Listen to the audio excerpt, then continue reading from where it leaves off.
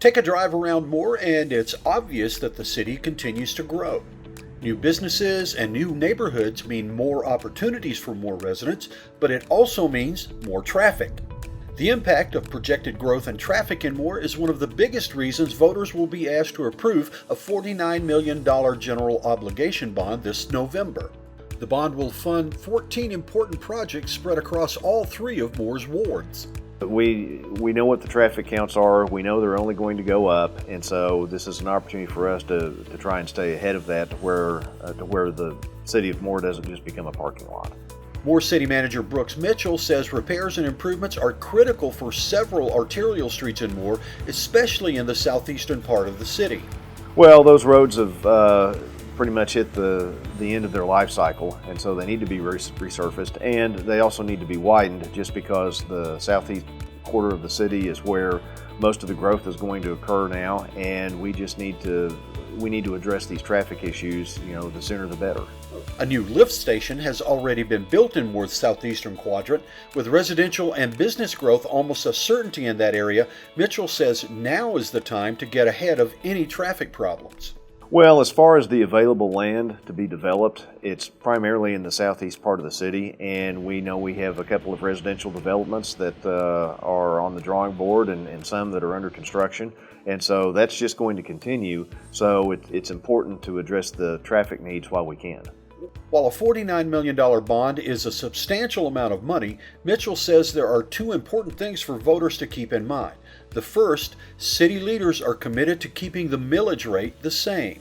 The city council has said we do not want our millage rate to go above 16.5 mils, and we've been successful in keeping it below that with the last several projects that we've built. That's our commitment to do that, and we'll be able to do that because we only issue the bonds when we need the money for the project. That means the city will issue bonds incrementally, only when they're needed for specific projects as those projects come online. Secondly, the city will continue to seek other funding sources to supplement GO bond money and help keep expenses down. One of those sources has been the Association of Central Oklahoma Governments, also known as ACOG.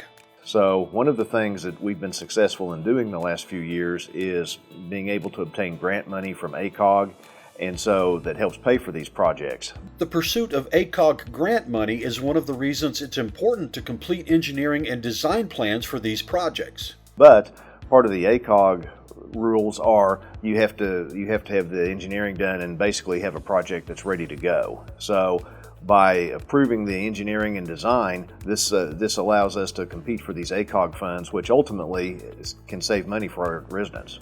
A good example of how much impact ACOG funds can have is the Northeast 12th Street project. The City of Moore is set to receive a little over $6 million from ACOG for that project. We also receive money from ACOG for the signalization of the 19th Street corridor. So in the last 3 or 4 years, we've been awarded probably $8 million, maybe a little more dollars from ACOG, and so that's money that we don't have to pay, and so we need to structure our programs and our procedures to be able to try and capitalize on that. In the end, Mitchell and city leaders hope voters will understand the critical need for the improvements and vote in favor of the bond. He also wants voters to know that the city leaders will continue to work hard to be good stewards of the funds residents provide for them. Because we know we're asking a lot, and so it's important for us to do our part and make sure that we're responsible in how we manage the money.